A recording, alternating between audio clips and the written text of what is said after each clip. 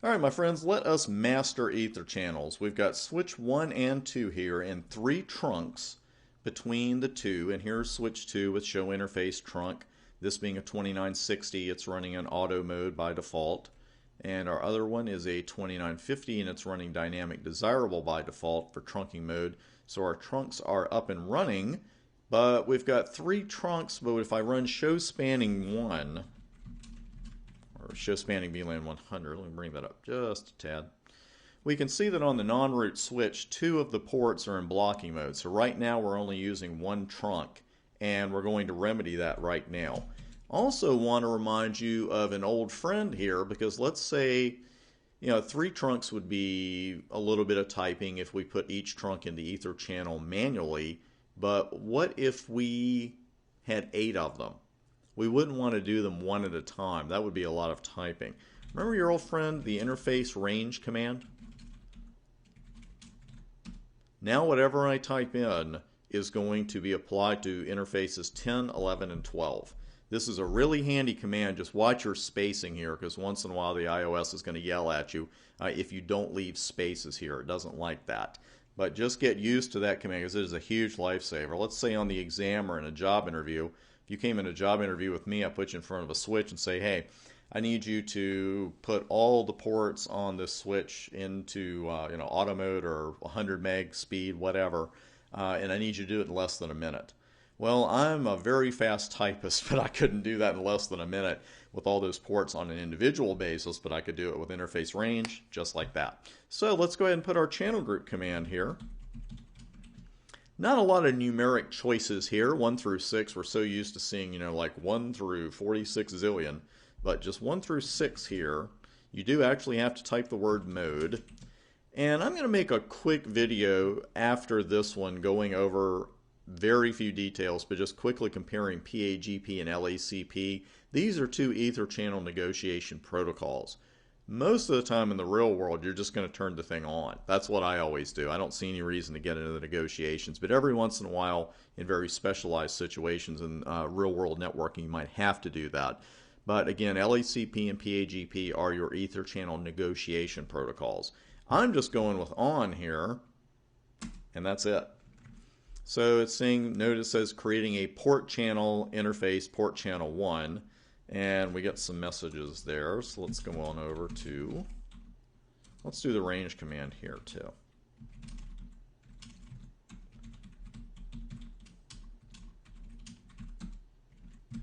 Notice that I used a different channel group on each switch. Channel group numbers don't have to match between switch A and switch B, so to speak, or in this case, switch 1 and switch 2. But of course, if you're putting 3 ports into a channel group, you have on a switch, you have to use the same number for each interface. So let's see what we can see. Do we have an ether channel yet? Let's see. Line protocol, change state to up. Things are looking pretty good so far. Let me show you what I meant about the show config, as we've seen a couple of references to port channel already. And this is exactly how you're going to see it in your config. Interface, port channel, and then whatever number you gave it. So ether channels are created with the channel group command, which make a port channel appear on your configuration on your switch. So there's our individual commands on 10, 11, and 12. And let's run show interface trunk. And it looks like we are in good shape here. So we've got a PO5 now instead of fast 10, fast 11, fast 12. Let's go over to switch 2 and verify it. It should be perfectly fine. And you can see that it is. It's port channel 1, because of course we gave it the group channel 1. A quick real world note here. If you are a little slower with this configuration than I was, going from one switch to another and doing the commands and everything, nothing wrong with that. But when you're done, check your individual physical interfaces and make sure they didn't go into error disabled state. Because what can happen is after a certain period of time, let's say here with ports 10 on each side, what can happen after a certain period of time is if channel 10 or interface 10 on one switch is configured for an ether channel and it's not configured on the other end, the port's going to go into error disabled mode on the end where you configure the ether channel.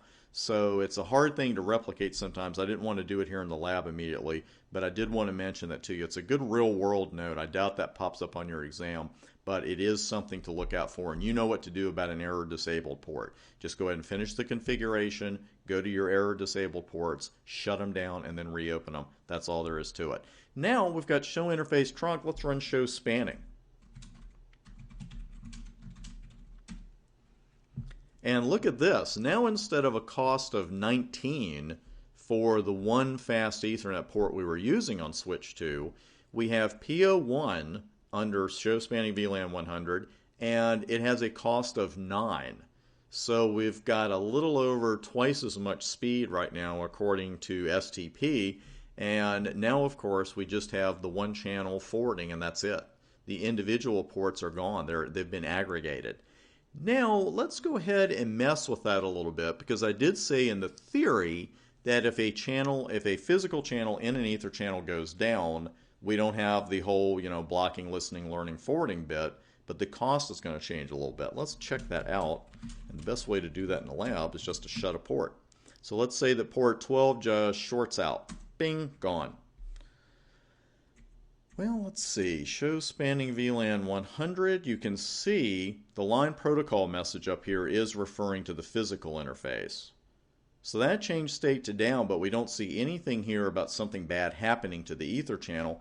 And check it out. It stayed in forwarding mode. It's just that the cost went up a little bit because now instead of 3 paths being aggregated on this switch, we only have 2. But that's the great part about it. We lost a port, but there was no 50-second delay in the cutover. There was no cutover. We just don't have as much speed. So what would happen, you say, pardon me, if you shut another port down? Well, let's check it out. Switch is having a bad day. Just lost 2 ports. And we're going to see a couple messages about that going down, the individual port that is. But check it out. Nothing happened to the port channel as far as having to go through the stages again. It's just the cost is up to 19 now because we only have one fast Ethernet port in there. So let's say that you just came in and sat down and it's like, okay, what's going on here? Why is this at 19? What's going on? Let's look at a couple of verification commands. And we're finally going to get to use the word Etherchannel here. You don't have to be too familiar with every single one of those because there is a lot of information in here. But let's just do a show Etherchannel 1. It says it's an incomplete command. And then you still have to say, well, do I want port information, port channel information, summary, etc., one-line summary. One-line summary sounds pretty good. Let's check that one out. And it's going to tell you how many channel groups you have, number of aggregators. It's saying PO1 SU. And what does this mean? Well, the capital S is layer 2 and the capital U is in use. The reason it mentions layer 2 here, you'll notice right next to it layer 3. There is such a thing as a layer 3 ether channel that you can actually give an IP address to. That is way for your future studies, but I didn't want to show you layer 2 and not mention that. So it's saying, okay, you got a layer 2 ether channel and it's in use, and you go over here. Here are the ports that are in it, but watch your codes here. Because this is what I always tell people. Sooner or later, you're seeing something for the first time in a production network. Just remain calm. If you saw this, all the codes are right here, and it's telling you, look, fast 10 is in, it's bundled, it's in the port channel. It's telling you right there, fast 11 is down, fast 12 is down. Of course, you could have done an individual show interface and gone through that, but this is a good command to get started with. So it's telling you right now, there's a problem with 11 and 12. Let's run show Etherchannel again and see some other commands. How about detail? I'm always scared of detail. There's a lot of detail here, as you can see. And look at a little information here, though. Channel group listing, group 1. It's telling you again it's a layer 2 ether channel. 3 ports are in it, max ports 8. And if you go down here, you'll see some differences. If you're not quite familiar with the show or the debug you're using, and you've got a situation like this, look for differences. What's the difference between the port that's working and the port that isn't working? And right here you can see it's got port state up master in bundle. Sounds good to me. Down, not in bundle, does not sound good at all. And you'll notice it even says null for the port channel. And it's going to tell you how long the port's been in the current state, etc. Like I said, a lot of detail is going on here, but you can see time since last port bundled. You know, it's been 7 minutes and 29 seconds since we built it, and since it was unbundled, it's been 2 minutes 59 seconds.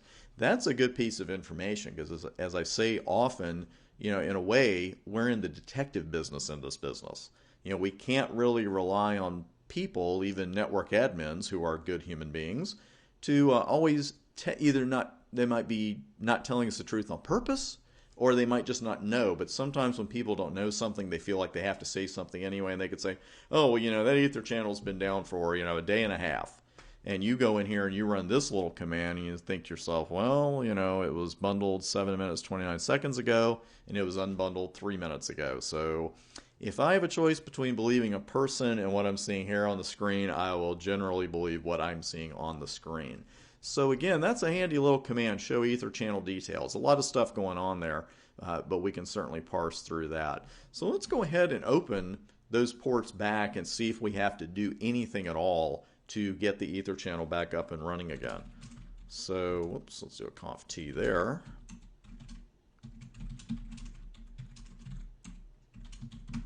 I'll open them both up at the same time. And let's see, I bet we come right back up. It's something about a can't bundle, but I think that's going to be fine. Let's see what we've got there.